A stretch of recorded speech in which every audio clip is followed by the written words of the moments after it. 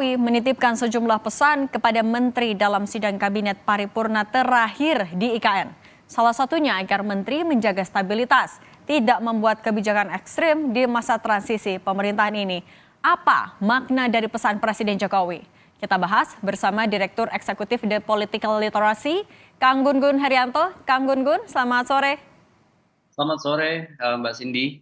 Kang Gun-Gun, kalau tadi Presiden Joko Widodo minta jaga kestabilan, tidak bikin kebijakan ekstrim di masa transisi, apakah sebenarnya Pak Jokowi lagi merujuk kepada kebijakan tertentu secara spesifik? Menurut saya ini satu hal yang memang digarisbawahi oleh Pak Jokowi, terutama terhubung dengan transisi ya.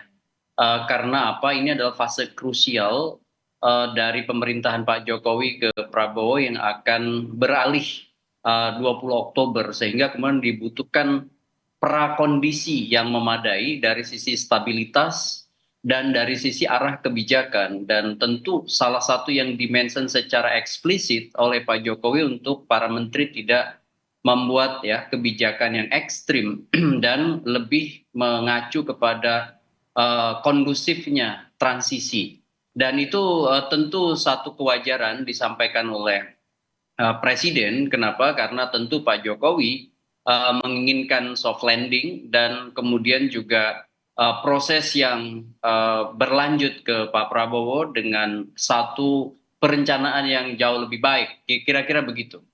Tadi kalau Kang Gun-Gun sempat menyinggung karena ini adalah momen yang krusial. Krusial itu artinya adalah tadi karena Pak Jokowi memang pengen ada soft landing atau justru ada sesuatu di baliknya yang bikin Pak Jokowi akhirnya merasa harus menegaskan itu di sidang kabinet terakhir. Ya, karena pasti ya ada konteks.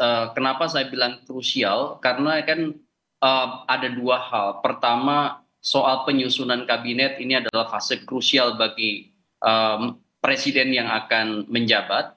Kemudian yang kedua, bagi Pak Jokowi sendiri bicara soal keberlanjutan legacy IKN.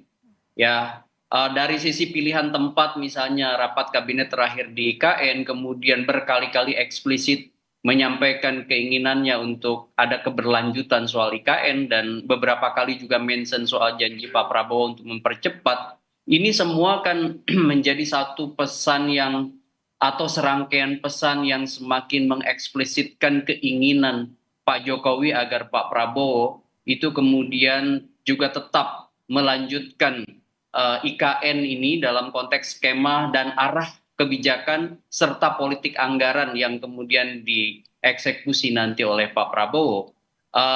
Saya melihat ada semacam peneguhan atau proses reinforcement dari pesan tersebut pada Pak Prabowo, dan ini tentu menjadi semacam pesan khusus sebenarnya yang saya tangkap berkali-kali Pak Jokowi kemudian menyatakan ini secara eksplisit.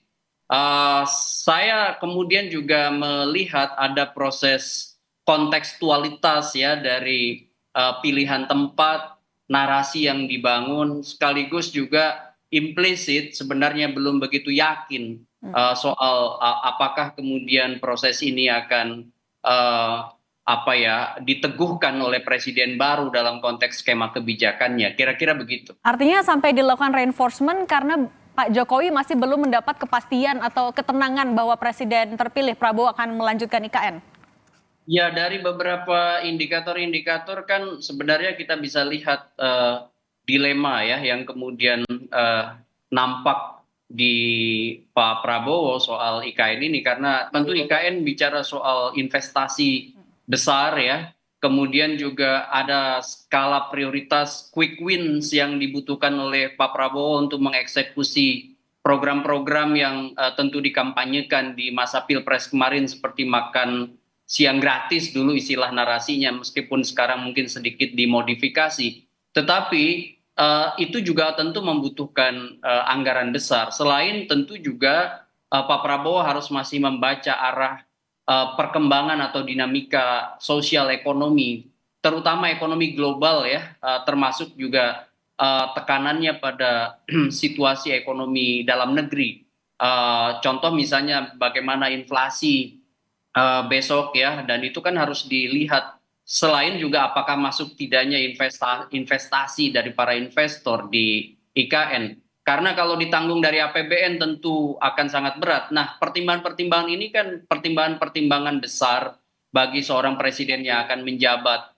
Kenapa? Karena dihadapkan pada realitas kekinian atau aktual fase awal pemerintahan membutuhkan quick wins yang itu bisa menguatkan public trust. Dan itu tentu ada skala-skala prioritas. Nah, apakah IKN ini menjadi satu di antara top of mind yang akan dieksekusi di awal atau mungkin di tengah, saya tentu harus lihat arah politik anggaran yang kemudian nanti dieksekusi oleh Pak Prabowo begitu. Oke. Presiden Joko Widodo memang berkali-kali menegaskan soal keberlanjutan termasuk juga soal IKN. Kang Gunggun, terima kasih sudah berbagi di Kompas Petang. Semoga sehat selalu.